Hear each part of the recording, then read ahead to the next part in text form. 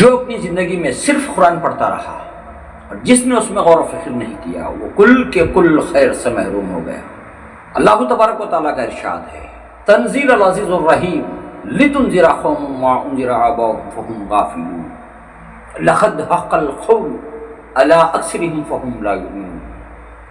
انا جعلنا فی اناقہم اغلالا فہی الی الاذقان فہم مقمحون وجعلنا من بین ایدیہم سدا ومن خلفہم سدا فاغشیناہم فہم لا یبصرون۔ ہم نے مہربانی کی کہ تم کو قرآن عطا کیا اور جسے اللہ کا پیغام مل گیا ہو وہ اللہ کا سب سے بڑا احسان ہے اور سب سے بڑی مہربانی ہے کہ اس کے ذریعے سے جو علم حاصل کریں، معلومات حاصل کریں، سمجھیں اللہ کے پیغام کو، اور اس کے بعد لِتُنذِرَ قَوْمًا مَا أُنذِرَ آبَاؤُهُمْ فَهُمْ غَافِلُونَ، اس کے ذریعے سے تم ان لوگوں کو آگاہ کرتے، اس قوم کو جگاتے جو غفلت میں پڑے ہوئے ہیں، جن کو دین کا پتہ نہیں، اسلام کا پتہ نہیں، دنیا میں کس مقصد کے لیے اللہ نے بھیجا تھا اس بات سے وہ غافل۔ جس رسول کو تمہارے درمیان ہم نے بھیجا تمہاری دنیا اور آخرت کی کامیابی کے لیے، اس پیغمبر کو نہیں پہچانا۔ جب انسان قرآن پڑھ کر بھی غافل ہو جاتا ہے، بار بار اس کے سامنے حق باتیں آتی ہیں، اللہ تعالیٰ کچھ کر کے دکھاتا ہے، کچھ قرآن پاک کے ذریعے بتاتا ہے، انسان اگر اس پر غور و فکر نہیں کرتا اور ان چیزوں کو قبول نہیں کرتا، اللہ فرماتا ہے کہ جب کوئی قوم کو سدھارنے کے لیے قوم کو اللہ کا پیغام سناتے ہیں تو اس میں سے کچھ لوگ ایسے ہوں گے جو لقد حق القول علی اکثرہم فہم لا یؤمنون، کیونکہ وہ اپنی عادات میں، اپنی زندگی گزارنے کے ایک اصول پر وہ قائم رہیں گے، یا مال یا اقتدار پر وہ قائم رہیں گے تو وہ یقیناً حق کو جھٹلائیں گے، وہ حق پر ایمان نہیں لائیں گے۔ اللہ تبارک و تعالیٰ نے آگے کہا انا جعلنا فی اناقہم اغلالا فہی الی الاذقان فہم مقمحون، جو لوگ حق آ جانے کے بعد روگردانی کر کے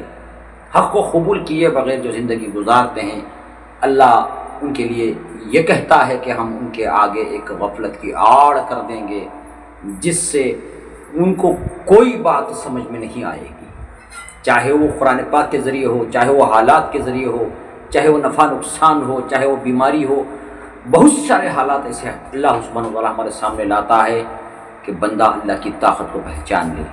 بندہ اپنے رب کو پہچان لے، لیکن جب وہ اس کا انکار کرتا ہے تو اللہ سبحانہ وتعالیٰ اس کی غفلت کو اور بڑھاتے ہیں، اس کی گمراہی کو اور بڑھاتے ہیں، بشرطے کہ یہاں تک انسان غافل ہو جاتا ہے نہ اسے پیچھے گزری ہوئی زندگی کا کوئی ہوش رہتا ہے، نہ آگے آنے والا جو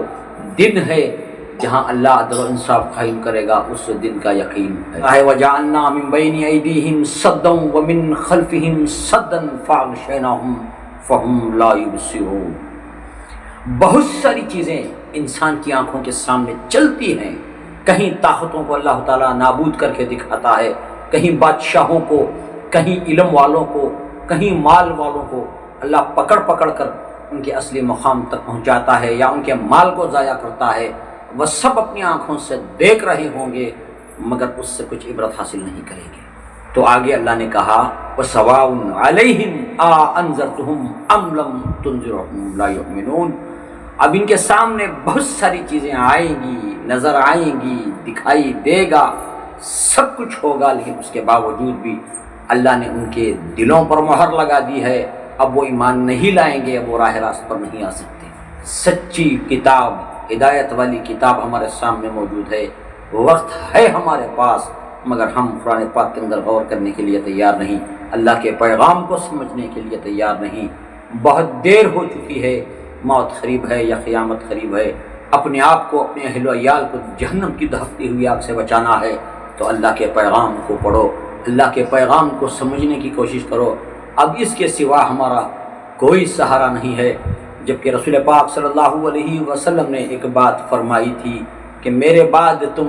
فتنوں کو دیکھو گے کہ پے در پے فتنے تمہارے اندر موجود ہوں گے۔ تو اس میں سے ایک صحابی نے پوچھ لیا یا رسول اللہ اس وقت ان فتنوں سے بچنے کا کوئی راستہ ہے؟ تو آپ صلی اللہ علیہ وسلم نے فرمایا جس نے اللہ کی کتاب کو مضبوطی سے پکڑے رہا اور جس نے میری سنت کی اتباع کی وہ کبھی گمراہ نہیں ہوگا، وہ کبھی کسی فتنے کا شکار نہیں ہوگا۔ تو اس لیے میرے بھائیوں، اللہ کے کلام کو پڑھو، نبی پاک صلی اللہ علیہ وسلم کی سنتوں کو جاننے کی کوشش کرو۔ اللہ کے حکم میں اور نبی پاک صلی اللہ علیہ وسلم کی سنت میں ہی کامیابی ہے۔